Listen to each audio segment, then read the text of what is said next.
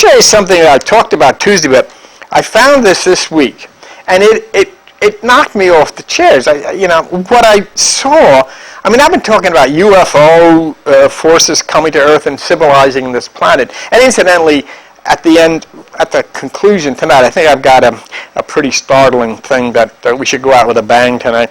Anyhow, I've been proposing that Jesus was an alien from the UFO forces, and all this stuff is mind-boggling, and I'm just proposing it. I can't prove a thing.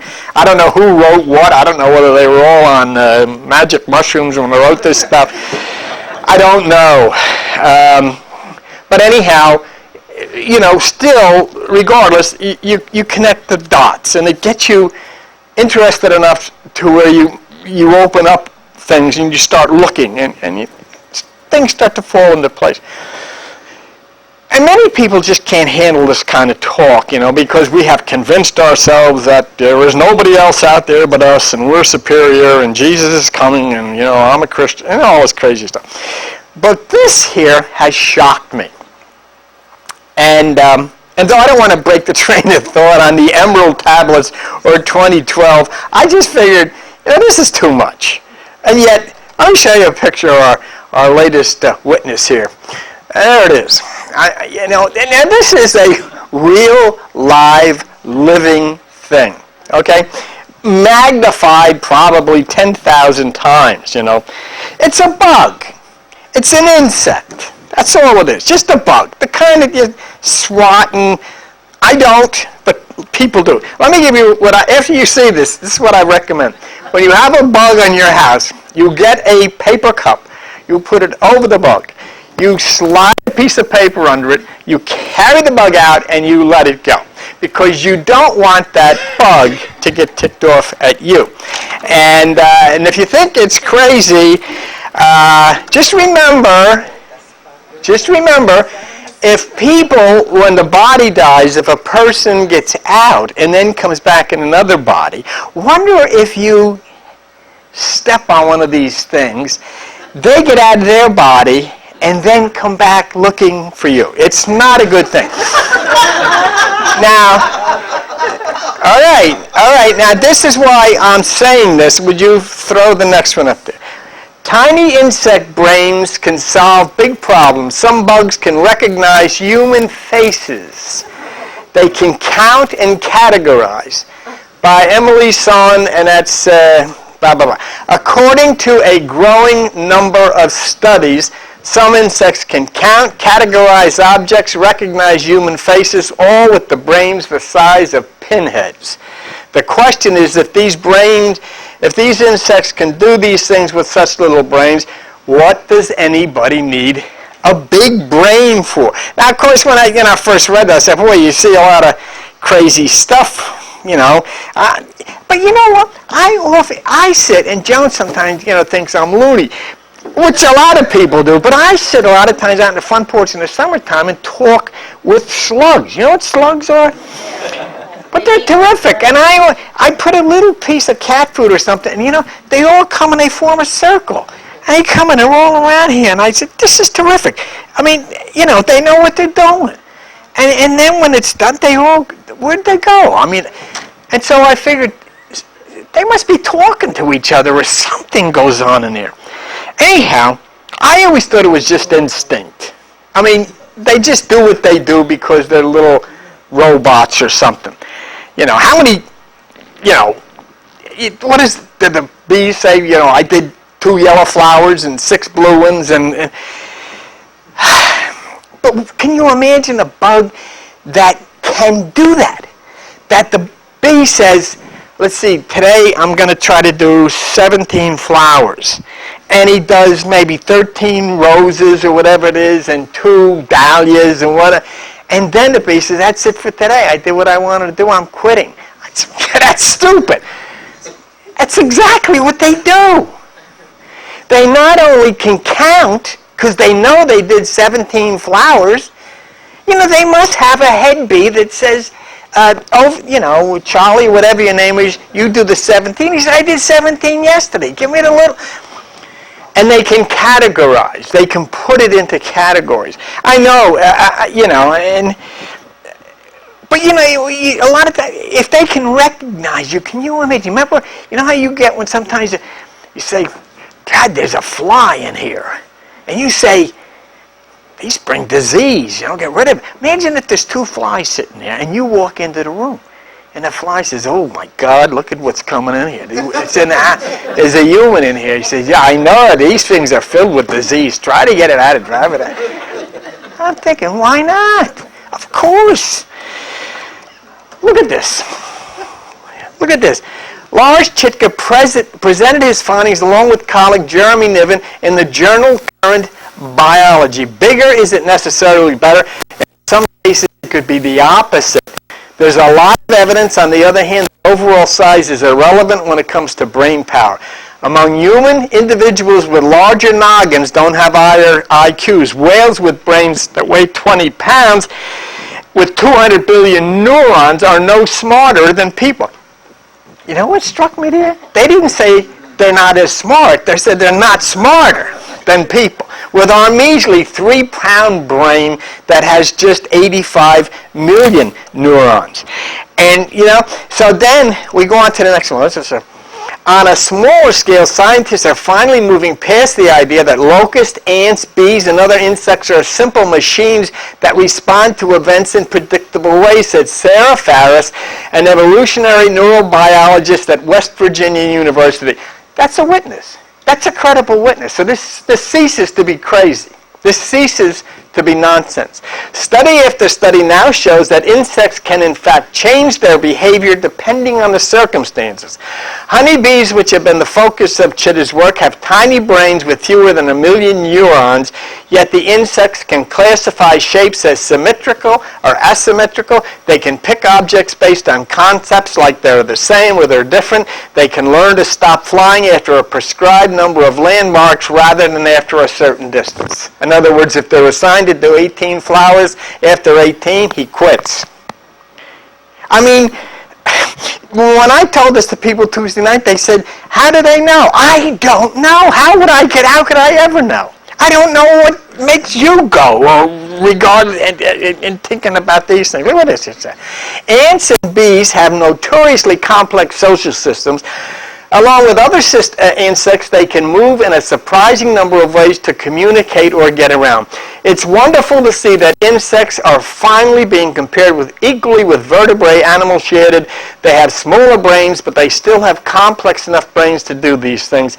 Many insects provide humans with unheralded services such as pollination, sustenance, and pest control, but some of them gross us out or worse. But now let me tell you something. Now, we laughed at this. These things are intelligent in a way that maybe we don't understand. They talk to each other, they assign tasks, they know what they're going to do, they can recognize you and me, and they figure things out and they do them. You know what it means? Could this guy be smarter than us, and could this guy be looking for you? Look at, here he is right there. Oh, I know. Oh, I can't stand them. But what do you think they're saying about you? Look at her in the red. Oh, my God, here they come again. But here's the point. If this animal, this being, can figure things out, can recognize and knows what to do, and can sort it out, and can figure how to survive and do things, why can't a virus? You see the point here? The point that's being made by science is that the swine flu virus, they're afraid it's going to mutate. What's that mean? The virus is going to say, we got to figure a way out to get around this vaccine. And so the virus will try all different combinations until the mutation takes effect, and bingo, the next thing you know, they've made an end run around the vaccine. So we can laugh at these kind of things, but when we say, well, a virus, how small is a virus compared to this? Okay? Well, how small is this compared to a cat? How small is a cat compared to a dog? How small is a dog compared to us? And then it goes on and on and on. It's a chain. So I don't know. This is crazy stuff. But there is something that exists in these things, and there is some kind of an intelligence that exists that can be very but you see, the thing is that when we become so anti-nature, we cease to even understand this stuff. And so as strange and as wacky as this sounds, when we take the possibility of that having an ability to figure out ways of survival, then we have to take it down one notch to the virus and say, does that have an ability to figure out the survival? And it's true. They do. They do. Last week, we were discussing the fear-mongering going on concerning 2012. And, you know, and the movies and all of that, it takes it to a bizarre amount of, you know, buildings floating out. And then what I did, I went over the statements of a Maya shaman from the Book of Destiny. I'll show you a picture of the book in case any of you wanted to take a look at it again. That's it. It's called The Book of Destiny, Unlocking the Secrets of Ancient Mayan Prophecy of 2012 by Carlos Barrios, who's a shaman and member of the Mayan Council and so forth and so on. And basically, we just went over it. The book put into perspective what the prediction was actually about. And it was a simple truth, you know, made by a force thousands of years ago, that if people on the earth are not in harmony with nature and its animals, there will be a price to pay. I mean, I don't know if you're aware of this. It was on television tonight. Since this swine flu, and a lot of people are saying, that's no big. Do you know that 600 little children have been killed by the swine flu this year in this country alone? 600 children are dead. And so, why? And it's like the scientist at Johns Hopkins said, because, you know, we're doing things that are counter to what nature would have us do in harmony, in the way we treat the animals in factory farming. So if you exploit nature so as to enhance the corporate need for money, nature's going to react. If you brutalize animals in like factory farming, then you're going to have things like swine flu. You know, you wouldn't, if the air's dirty in your home, you wouldn't stand for that. You wouldn't stand for dirty water in your home. But large corporations, they pollute and they make obscene profits, and then everybody's coming around trying to figure out what's 2012 all about. 2012 is simply the prediction. I don't believe it was made by Mayans. I believe it was made by this Emerald UFO force thousands and thousands and thousands of years ago. And all they were doing was teaching us. They said thousands of years ago, look, if you're going to be on this planet and you're going to survive and you're going to have a good life, you've got to stay in harmony with nature. That's the whole thing. That's all it was about. And if you violate that, then there's going to be problems. See? And I'm telling you that, you know, I know that this was an emerald alien force that said this. It wasn't anything spooky, anything bad. Just all they were saying from the very beginning was, be nice with nature. See? And this came from what we call Mayans, because a detachment from the emerald force located in the land of Kem, which is now Egypt, made their way to South America. We showed you this before, but take a look at it. This is what happened from Crystal Links. 1300 years BC, Egypt, which was the ancient Kem, was in a turmoil, and many delegations of priests, forget the word priest, just understand it's been written thousands of years ago, were sent to other parts. Some of the pyramid people who carried with them the emerald tablets, this group, bearing the tablets, emigrated to South America, where they found a flourishing race, the Mayas. Now you got to remember, we're talking about something 30,000 years ago, written by people 3,000 years ago, you know, and a lot of legends, a lot of stories, but something happened both in Egypt and something happened in South America. And among these, they settled and remained. In the 10th century, the Mayas thoroughly settled the Yucatan, and the emerald tablets were buried under the Temple of the Sun. So anyhow, that's the way legend has it. That's the way legend has it that information or this technological information got to South America. And we have scientists all over the world talking about industrial pollution contributing to global warming. John Hopkins scientists warning about a virus that can kill millions from factory farming because you're eating antibiotics every day. So we not only can't get along with nature, we can't get along with each other. We've got World War I and World War II and Korea and Vietnam and Iraq and Afghanistan and Israel and Palestine, the World Trade Center. What is it all? People killing each other, bombing each other, blowing the smithereens out of planet Earth. Why? And nobody knows. Well, they don't believe the way we do. And all of these things are a failure on the part of people on planet Earth to flow in harmony with each other and with nature. If people had listened to this Emerald Force and they were flowing in harmony within each other and with nature, this wouldn't be the planet Earth, it would be the planet Heaven. But we never did that. So after doing all of this violence to each other and to nature and to its animals, and then using our technology not to improve health and welfare, but rather to improve the deadly ability of our weapons, what does one expect? Why should we be so surprised that a warning has come down and nature says, enough is enough? We always have these religious people telling us, this is God's creations. They're the first ones to encourage the government to go and drop bombs on somebody else.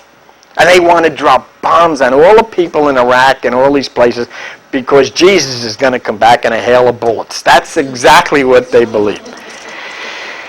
But let's say, for instance, that Pakel Votan, who is attributed with giving us the Mayan prediction of 2012. What if I say to you, do not warm up your car in your garage or you will kill everybody in the house? Well, you wouldn't do that, would you? But there's some people that do. They don't know any better. They don't want to go out in the cold, so they'll warm the car up in the garage and kill somebody. Now, what if I say to you, look, if you don't take care of your animals, they can get diseases. And that can actually affect you. So you realize it, you take them to the vet. But you see, the problem is this. There's another house that your house exists in. You live in your house, okay? But outside of your house, nature lives in the celestial house. The house outside of your house is the universe. The earth is the floor of that house. The sky is the ceiling of that house. And all the things that we wouldn't do in our house, we've done in the cosmic house. We have dirtied it. We have dirtied the water, we've dirtied the air, and we abused all of the living things in this house. So we come down with many diseases. We have animals and we love the animals. I got pussycats and everybody loves them. Oh, they're so cute and everything. But yet we turn our back when these same animals are taken to these factory farms and piled on top of one another and stuck with antibiotics. We don't want to know about that. We just want to go to the restaurant and have a nice dinner. We don't know the terrible suffering that we inflict on nature. And yet we go into shock saying, oh, what is this 2012 stuff? So instead of facing the reality of 2012, okay, we're treated to the stupidity of these movies that are trying to make millions of dollars with the planet spinning out of control. 2012 has nothing to do with God. It has nothing to do with spirits. It has to do with us. We created it. It doesn't have to happen. We still got time. If we do the right things, we got all of 2010, we've got all of 2011, and we've got all of 2012. We can do it. But if we don't, if we continue what we're doing now, then we've got all of 2010 for it to get worse, all of 2011 for it to get worse, and all of 2012 to get worse. It's not God, it's not demons, it's not aliens, it's us. Now, about the Emerald Force that landed so many thousands of years ago before there even was, in Egypt. We get so stupid when it comes to the existence of people living someplace else. I don't know anybody that lives in the Amazon jungle. I've never been there. All my family has died, so I tell everybody they're all in the North Pole. They may be. I've never been to the North Pole. Maybe they are up there. How do I know? But, so what? But, when it comes to someone living on another planet, I don't believe in that stuff. It's just a different neighborhood. They live in a different neighborhood. Regular men and women, just like us. If you go into a jungle, a primitive jungle, and you bring a television with you or a cell phone, you'll be considered a god. That's all we've done. We call these things gods and spirits and angels. They're just people that were here in a time when people didn't know about this stuff. But when someone comes here, they're gods. Why? They're very advanced and we're very primitive. We still are very primitive. So we think they must be strange creatures with antennas sticking out of their heads. Like this.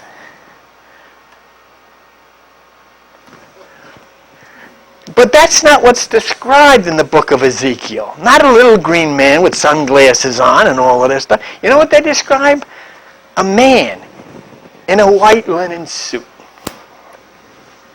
Like that guy over there.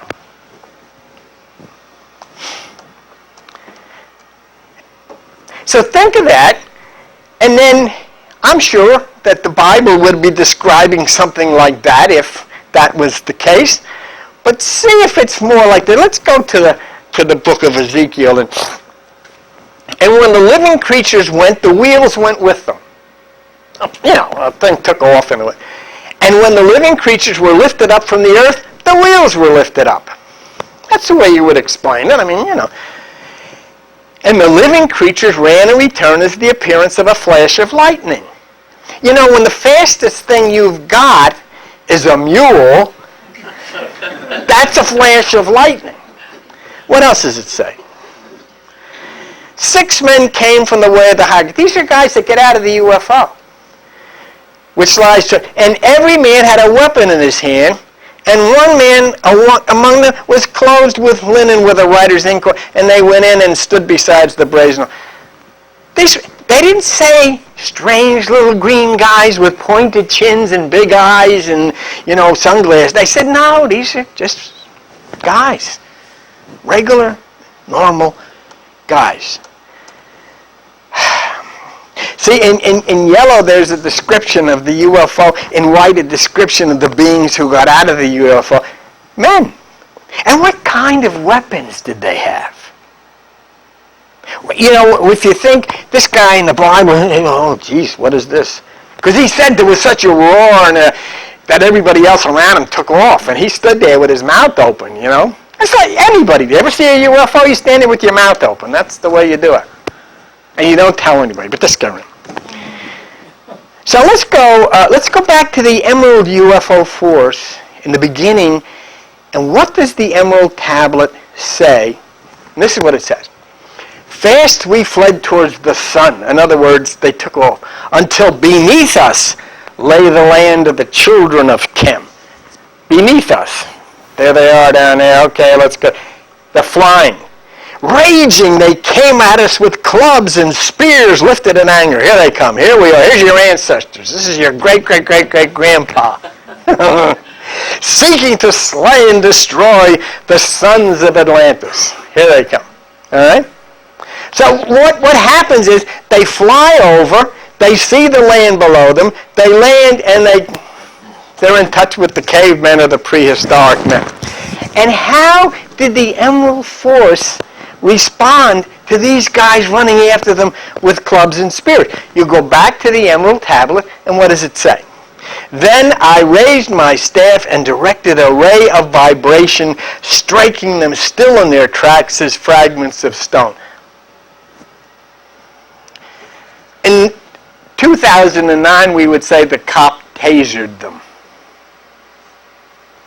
It's exactly the description that's given there. So in both instances, in the Emerald instance and in the Bible, the ones from the UFOs had weapons, and in both instances they were just men, just normal people.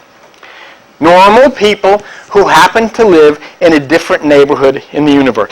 People have no problem thinking men landed on the moon, but for them to think that some men might have landed on Earth, oh my God, I can't believe that. And what did they try to do? They simply tried, according to the Emerald Tablet, to instruct us in how to live in harmony with nature, something we've never been able to do. And it's no different when our culture goes to primitive places and we try to help them improve their lives. The entire point to be made is what is the nature of spiritual and religious cultures we've been following all of our lives, and what are they saying? We've gone to church. John and I have gone to every kind of church there exists. We've read Bibles. I've read the Bible through 4 times. We've sang songs. This is the day that the Lord had. Everybody's done that one. And we've argued theology and doctrine. We've quit one church and we joined another. We've gone to services because we were encouraged. We've made donations. They want us to place symbols in public, and we've got them. You're going to see them all now with the Nativity. We do all kinds of things. But we have no idea concerning the nature of what we're praying about or singing about. Isn't this amazing if you think that you're singing songs about aliens? What? Yes, I'm singing about an alien coming down in a UFO. The next time you see a UFO, wouldn't it be something if Jesus is sitting in the cockpit? And after all of this, it's more realistically thinking that he died. We want to go to heaven. Everybody wants to go to heaven. Nobody wants to die. How do you get there? I want to see Jesus. That's what they sing. Remember we got a gospel music? I want to see Jesus. Okay, you got to die. He goes to every doctor in the neighborhood to save me. Say, you don't want to see Jesus. Stop. Don't lie. You don't want to see Jesus. But we don't believe that there is anything like heaven in the universe. Where the heck is it? Oh, it's there, somewhere. The preacher up here in New Jersey raises his hands and looks up here. The preacher in Australia raises his hands and looks up. But you know what? They're both looking in different directions. One's looking towards hell because they say heaven is up here and hell's down here. But the guy in Australia is looking down to hell because he's upside down. Yeah, it's stupid stuff, isn't it? Isn't it stupid? And we go and we pay them for that. Here you go. Oh, it's great.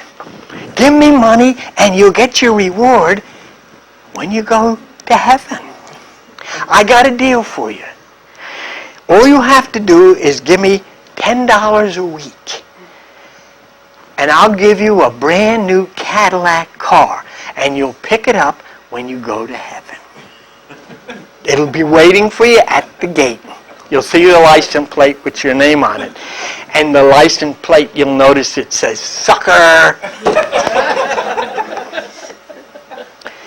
So we're comfortable with angels, we're comfortable with spirits because we don't want to get realistic. We don't want to consider these to be aliens and photons. All the people in the world have some kind of God story they've grown up with. We all have.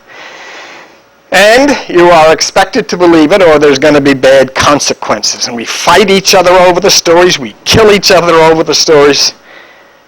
And yet the very people who show up to express belief in the stories really don't know.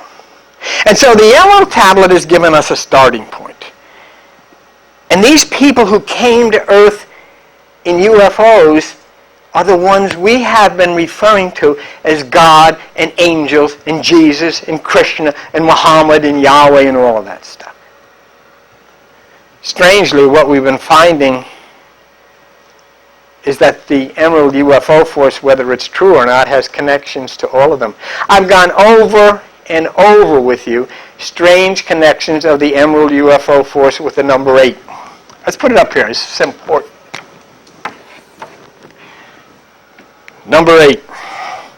The number 8, as a result of coming from the Emerald Force, involves everybody, including Jesus, Buddha, Nostradamus, NASA, and why? What the heck? I'll tell you right now, I don't believe there's anything supernatural in a number. I don't. You know what that is? That's a curvy line on a piece of paper on a board. Well, what's it got to do with anything? Why should that? If you add these up together, they come out to 8. So what? That is not going to pay your mortgage or pay the doctor. So what? They got 8. Who cares? What cosmic significance does it? Do you remember all the 8s? Do you remember all the 8s that are connected with December 21, 2012? Now, just think of something. UFO, Emerald 4. Is it hot in here? Mm-hmm. Yes. Turn the air conditioner on. Is it this one? Wait a minute. Which heater are we using? No, don't worry about the heat. Just put the air conditioner. Yeah, just turn the air conditioner. I'm not using any heat. Now, just think of this for a minute. The UFO Force lands in Kem before it's Egypt. You don't have to believe that. Who cares whether you believe? It's not going to change anything. But Thoth, who's the head commander of this group, is called the God of 8. And he reports to the 8 deities. Commanders, forces, whatever you want to call them. The God of 8, to the 8 deities, comes from Heliopolis, which is the city of 8. Everything is 8. 8, 8, 8, 8. What? Why? Part of the force takes off and lands in South America. And what do we see from the Mayans, Joe? The Mayan calendar, I always thought, was a wheel with 8 spokes. I always thought the Buddha calendar was a wheel with 8 spokes. But you know what I found? It's not. It's an 8-rayed star. So the Mayans all of a sudden have a connection to 8 because the UFOs landed there. The Buddha has a connection with 8. Nostradamus does his prediction about 2012, and it's filled in his quatrains with references to the 8-rayed star. The History Channel does a show, and they show the connection between Ophiuchus, Sagittarius, and Scorpio. And when those 3 meet on December 21st, 2012 at 11:11, it will make a form of an 8 pattern. You go on the History Channel and you can see how they describe that. Jesus, according to the Gnostics of Egypt, thousands of years ago, and this was before he was Jesus and he was connected with this UFO force, gave them the sign of the 8-rayed star. I want you all, please, now this happened 20 years ago when Charles made this platform. I want you all, please, to look what's on the front of here. It's the 8-rayed star. This was put down 20 years ago when we had no idea what it was.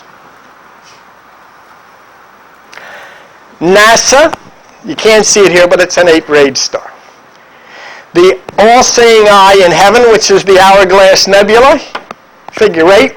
Supernova 1987A, which I say is the 7th seal of the book of Revelation, is an 8. And the emerald tablet is called emerald because the emerald tablet is a nocturne stone, which means it's 8-sided. Everything is 88888.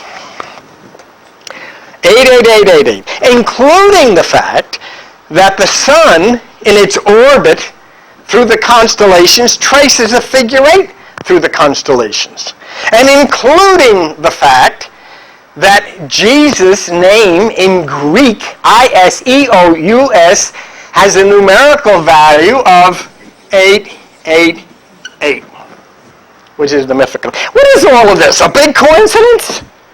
Of course not. So I was sitting as I usually do.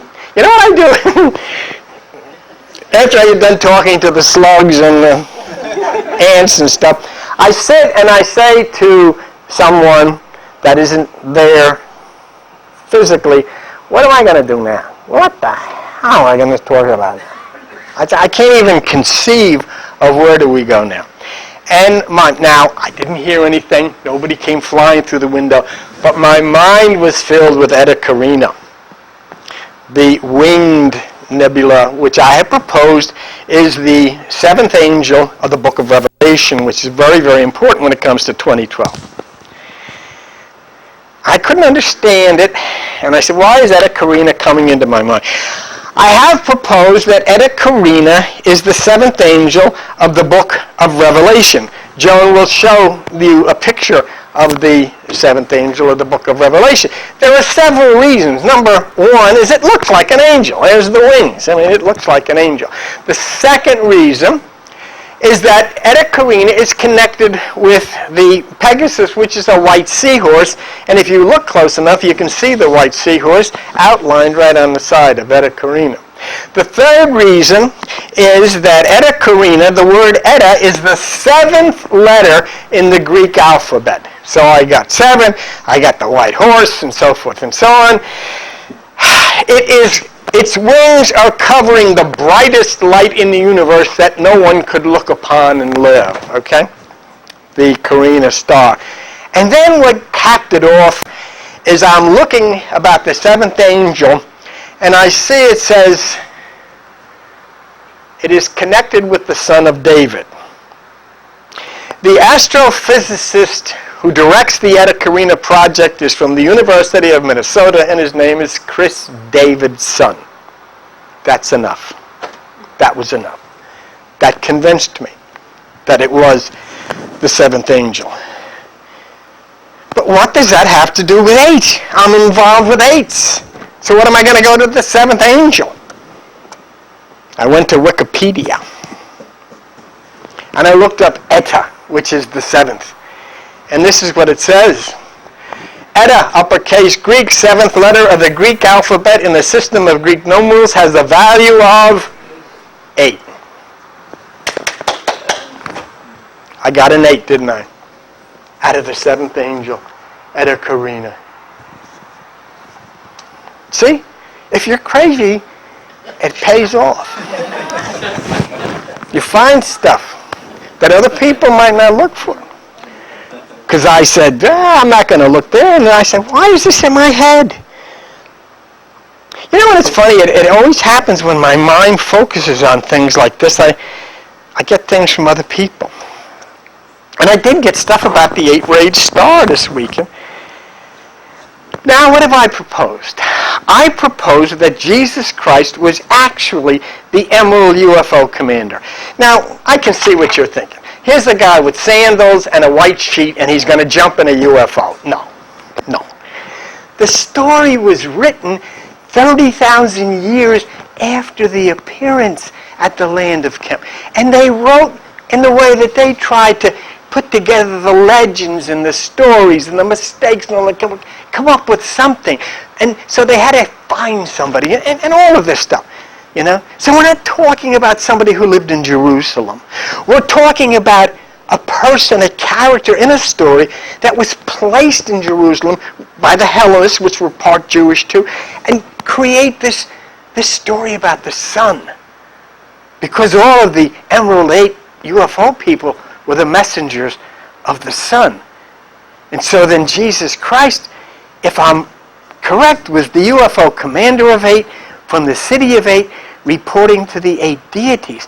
So then when the Hellenists come along, they say, well, you know, that Thoth that the Egyptians said was the leader, and Hermes, which the Greeks said was the leader, was really Hermes Trismegistus, which means they were one person. See? So we had that, and then these same Hellenists who created Hermes Trismegistus as this commander gave us the name of Jesus, which has the value of 888. They wrote it.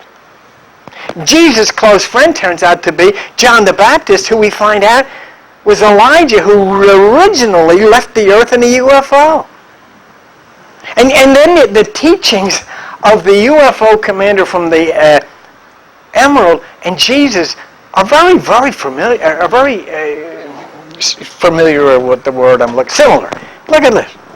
In white, the alien. In yellow, Jesus. The alien. I began this incarnation where the river of life flows eternally. Jesus, who believes in me out of his being shall flow rivers of living water. The alien. I descended, but in a time yet on board I will rise again, for surely will I return. Jesus, I go away and come again. Tell no one until the Son of Man be risen again. The alien. Strong were we with the power drawn from the eternal fire. John the Baptist, he, meaning Jesus, shall baptize you with fire. The alien, they linked with the children of light who dwelt within the temple. Jesus, believe in the light that you may be children of the light. The alien, I dwelt in the land of Chem doing great works. Jesus, the Father will show me greater works. The alien, I go to Amenti to come face to face with the dweller. Jesus, I go unto him that sent me. The alien, lift your eyes toward the light. Jesus, he that follows me shall have the light of life. For God's sakes. It's the same guy. And that makes it so, so wonderful, because this alien was teaching us how to live in peace and love and in harmony. There is a connection here. And of course, 888. In addition, the mythical symbols of Thoth and Jesus brought forth a connection. John. He that does not take up his cross. Now there's this picture of Thoth, and look at the cross. Show the next one, John. If your eye be single, your body will fill with light. Look at the single eye. Okay. Don't worry about a guy with a head like a bird. That's all symbolisms. It's the same person. Is it possible that Jesus 888, with the same teachings and knowing UFO Elijah, could be the Emerald UFO Commander 8? He gave the Egyptian Gnostics the Coptic key. And what was it? The Coptic key was the 8-rayed star. Why that? Why not a 6-rayed star? The 8-rayed star. It is the 8-rayed star. And if it is, then we have more proof of Jesus' identity. And that 8-rayed star also opens us to doors that connect to 2012, as well as other myths and legends to the Emerald 2012. And Jesus presents the 8-rayed star to the Coptics of Egypt. And now I'm going to show you 8-rayed stars shown throughout every culture practically since the beginning of time. There they are. Here's an 8-rayed coin. See it? That's a coin with the 8-rayed star. And of course, the Jesus star. And you know what it is? You can't even attach this to one person, because every deity has a different name. They're all different. They all have different names. The ancient coin. See, I'm not looking at this for numerical significance. I'm not interested in the 8, what 8 mean. What I'm trying to do here is connect Jesus to the Emerald Force Commander of 8 from the City of 8, reporting to the deities of 8. As you look at these 8-rayed stars, it's important. There is no mythical character connected, because they come from all different cultures, where the symbols all relate to a different name. But what do they have in common? They're all 8-rayed. See? And where did the 8 come from? The 8 came from a time before all of these cultures existed, when that fleet of UFOs came and landed in the sands of the land of Chem before it was Egypt. See, it's the same way. They may have a name of Anu meaning something. It's the same way where the Egyptians called them Thoth and the Greeks called them Hermes. You go all the way back, but you're going to go back to one entity. You know, and as I said, it's just, you know what? This is true. I had people that came here and left because this was an anti-Christian sign. It should be a cross. It wasn't a sign. You know, oh, you left. What is that? What is that strange sign on the front of there? I knew that. Oh, this guy, I told you, this guy's going to infect you with the satanic shit. I want to show you a picture. I want you to see what you see. This is a picture of the Vatican. What's that? You know what that is? 1, 2, 3, 4, 5, 6, 7. It's an 8-rayed star.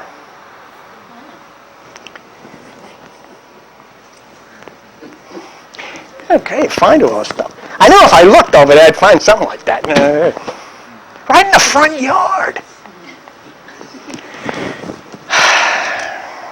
Now, there's a couple of other interesting 8-rayed symbols, and they come from a website called firstlegend.info. Can we show them? Here they are. All right. This really gets interesting.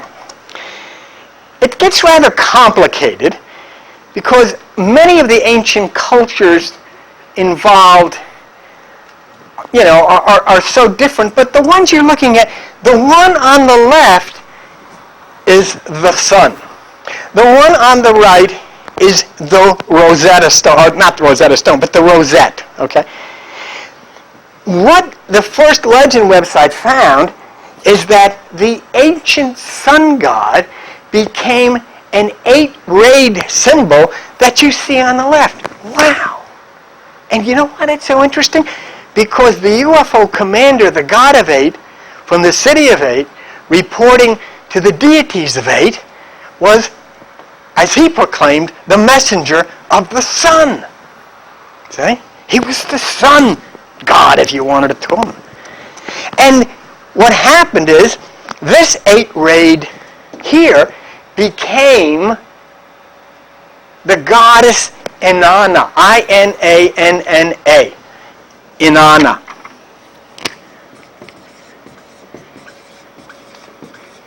You know what her mother's name was? Many of you call your grandmother by the name Nana. That's right. You think you made it up. Inanna was the most ancient Sumerian goddess of love, recreation, and new life. In Babylon, she became the goddess of love and sexuality. Do you know what her name was in Babylon? Love, new life, recreation. Her name was Ishtar, from which came the name Easter. New life, sexuality, love.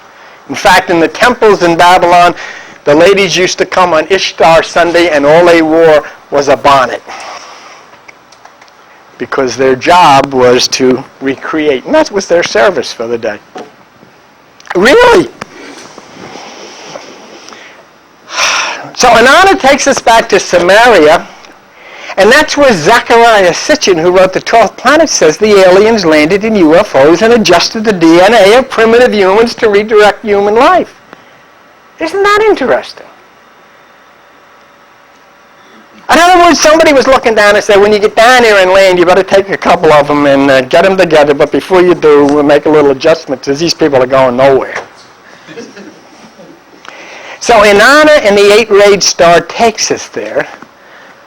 And if you look again, we'll go back and we'll look at the stars I showed you just a minute ago, and I will show you the original 8-rayed star Inanna, which obviously came from the Emerald UFO Force. It's right here.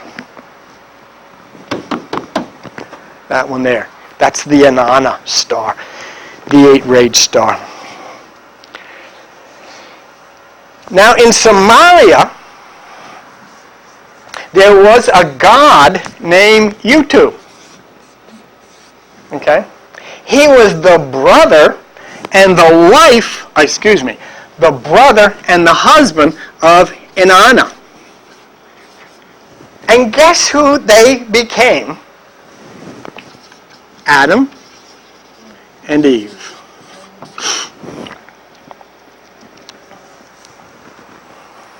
And that's where the legends come from. Let's look at this. From First Legends. I was looking at the 8-spoked icon that represent the winged disc, the star, the sun, and the rosette.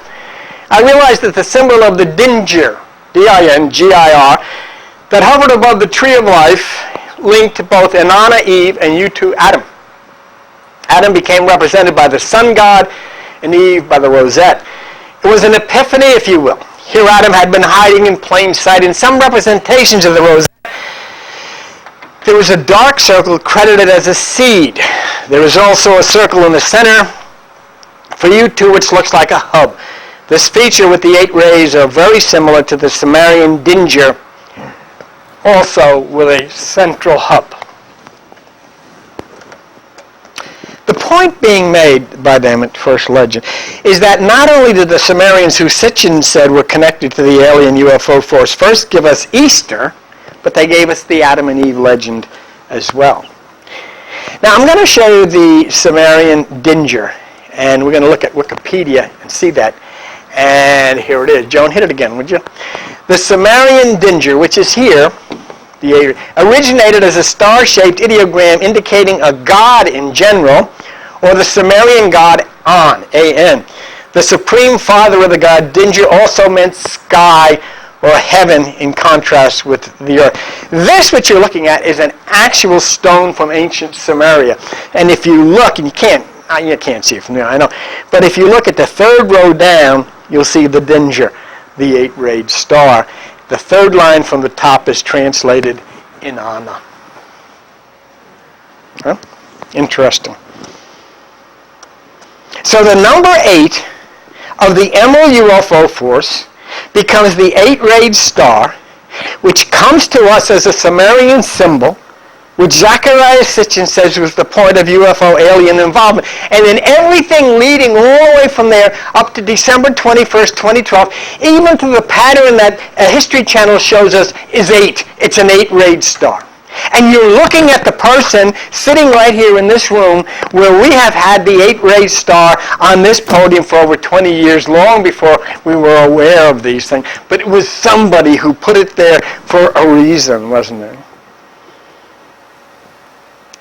And so from all of this of Inanna and the 8-rayed star, we got Adam and Eve, we got Ishtar, we got the 8-rayed star formation, we got the Mayan calendar, the Boudic wheel, the contrails of Nostradamus. All of these things, which we'll show you again, all of this stuff comes from the 8-rayed star, from the Emerald UFO Commander that we've showed you before. All of this, and add to it that the sun's trajectory makes a figure 8 through the constellation, and also add to it that Jesus Christ's number in the Hellenistic in the Bible is 888. So let's go back to our original point of connecting Jesus as the Emerald Commander of 8, reporting to 8 from the city of 8 with the Greek number 888. And we go back to the Emerald Force, Samaria, and Inanna, and we find this. That the dual nature of Inanna was explained, that the star, an 8-rayed star, represented Venus as the morning and evening star, which Inanna as Venus eventually became.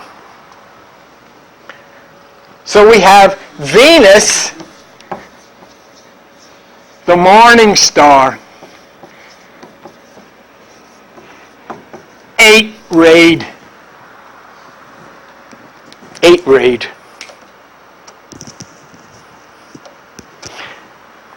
You ready for more? Watch.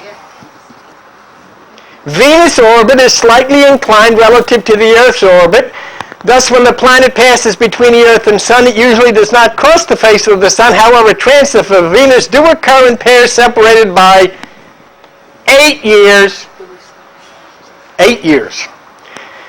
The renewal of the grand cycle of Venus, patterns in the sky, occurs once every 8 years and was of enormous significance to who? The ancient Maya. Why? Because they were from the Emerald UFO Commander of 8. And results may provide new insight into the architectural philosophy behind astronomically oriented Maya structures. I'm telling you, folks, you can forget Maya when you talk about this, and you can think of the Emerald UFO Force and 8. So the grand cycle of Venus occurs once every 8 years. We have traced Venus back to Inanna of the Sumerians, who Zecharia Sitchin connects to the alien UFO force, which we have connected to the Emerald Commander of 8, who reported to 8 from the city of 8. Venus, the morning star. One more thing about Venus as we reconnect the Sumerians and the Emerald Force. This is from www.dgwilson.com. Watch this. Visible outflow of the 8-rayed star. See that? For the Egyptians, this was the Ogdod. That means eightfold, Greek. Place of 8 arising from the heaven god Atum, which you know as Adam. The primal unity, and giving birth to his external form. It was from this primal location that the Egyptian town Kum, which also became Ken, 8 town, took its name. The Greeks named the town Hermopolis. The root concept was carried forward into modern times as El Ashumain, from the Coptic word for 8. Here we have the eightfold, which is the Ogdod or the Emerald, connecting us to the Emerald UFO Force. We have Kem, which is 8 town, where the Emerald Force originated, and it is now El Ashumain, or 8. So we move on to Venus.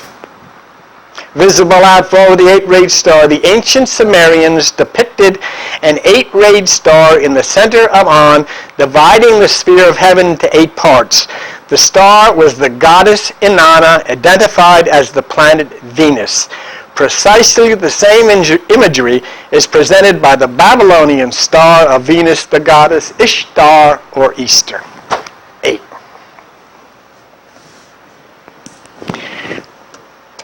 So now we connect the 8-rayed star, which finds its way through the Mayans, the Emerald Force, Jesus, the Coptic Key, the Buddhist, Nostradamus, 2012, as outlined by the History Channel, and Jesus at 888. And in addition, we have the 8-rayed star connected to Ishtar, which is Easter, and Jesus as 888.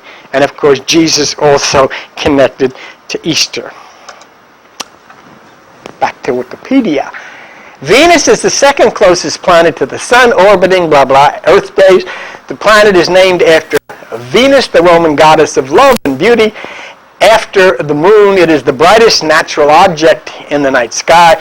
Venus reaches its maximum brightness shortly before sunrise, for which reason it's often called the morning star or the evening star. The ancient Sumerians depicted an 8-rayed star in the center of On, identified as the planet Venus. 8, 8, 8, 8, all over the place, the morning star. And that Samaria is where Sitchin portrayed the alien UFO force, where the alien commander was the commander of 8 from the city of 8, reporting to the 8. And here we go. It's all there. The clue is the 8-rayed star, which is Venus, connects to the morning star, which then connects to the commander of the Emerald UFO force. Can we do that? Just now, I want you just to pay attention with me for a minute. What we've gone through, we had the 8-rayed star. Okay, we've talked about that. We connected to Ishtar, which is Easter, which connects to Jesus. We connected to 888, which is Jesus. And we connected to Venus, which is the morning star. And we know that the Emerald UFO commander did dispatch forces to communicate this message to all of us. Now watch this, will you? I want you all, stop what you're doing, and look. Revelation, I, Jesus, have sent my angel to testify to you. I am the root and offspring of David and the bright and morning star. He's 8. He's Venus. He's represented by Venus. He's represented by the 8 star. This is Jesus right on the front of this as the Emerald UFO commander who started the whole thing with the 8-rayed star. Jesus' teachings, the same as the UFO Emerald Commander of 8 from the city of 8, connected to the 8 deities. His name is the number 888. His close friend left the earth in a UFO. He gives the Egyptian Gnostics a symbol of the 8-rayed star. The 8-rayed star comes from the Cenarians, who initially were closest to the Emerald UFO force of 8. They connect the 8-rayed star to Inanna, which attaches to Venus, the morning star. Jesus is proclaimed in the Bible as the bright morning star. Now I'm going to put something in your head that I'm just starting to work on, if I haven't put anything in your head yet. What is going to happen on December the 21st, 2012? It happens every 26,000 years. It is the movement into Aquarius, the man with the pitcher of water. If the UFO commander and the fleet had landed on the earth not 36,000 years ago, but 26,000 years ago, when we moved into Aquarius the first time, would not that say that if Jesus was the UFO commander and did appear the first time 26,000 years ago, that a UFO fleet landing in that area of 2012 would be the second coming of what we call Jesus Christ, but what is actually that Emerald UFO commander? And did not the scriptures say that the way he left, and it was said he was carried up into the sky, is the way he would return? Will the second coming be a fleet of UFOs from another dimension? The evidence would seem to point that way. I don't know. But I'm saying the evidence would seem to point that way. Now, this here has been an awful lot for you to sit and put in your little heads. And I have people writing feverishly here. But let me tell you what I'm going to do for you that come here. I'm putting this stuff on the website. Not in a video form, but in the text form, just as I read it here. And what I'm doing for people that come on the website to try to keep things going here is charging $3 for the code, because when you go on the website, you have to plug in a numerical code so that you can put the code in and unlock it. Anybody here that sends me an email and asks, I will give you the code for the first 6. Well, right now I've got 4 on. I'll give you the code for the first 4, and then when the 5th and 6th are put on, I'll give you the code. That way you can study all of this yourself. You can go around the internet and look and confirm it yourself. You can come up with ideas yourself. You'll have the locations of the different websites and the different scientists yourself, and you can at leisure, because what I'm saying is so bizarre. But yet, I haven't told you anything that I haven't tried to document and show you is factual. But, I need for people to see this with their own eyes and be able to study it and take your time with it. You can't. There is no way you could have sat here for this hour and consumed all of this. I'm the first one to tell. There were some things that were pretty exciting, and I think with Jesus saying, I am the morning star, and the whole doggone thing focusing around the morning star, and the morning star being connected with December 21, 2012, that's a big deal. You see? Think of that. December 21, 2012, and every prophecy that you saw, all those 8-rayed things, are all the 8-rayed star. So if December 21st, 2012, including the 8-rayed star Jesus gave to the Gnostics, if that is all involved with December 21, 2012. Then the morning, that means the 8-rayed star is the morning star. That means this is the morning star. You see what I'm saying? This is the morning star, and so Jesus comes along and says, I am the morning star. I am the one who commanded the fleet and who came. And I am the one that the others who came thousands of years after wrote about. And as I said in the Emerald that I would return, I said in the Bible they wrote that I would return in the same way that I left. And what an appropriate time to do it, because as we enter into December 21st, 2012, we will pass over into the world of Aquarius. And when the disciples in the Bible said to Jesus, where shall we celebrate this Passover? He said, look for the man with the pitcher of water. When he enters into the house on December 21st, 2012, I added that, I'll be there. Whoa! See ya. Bye-bye.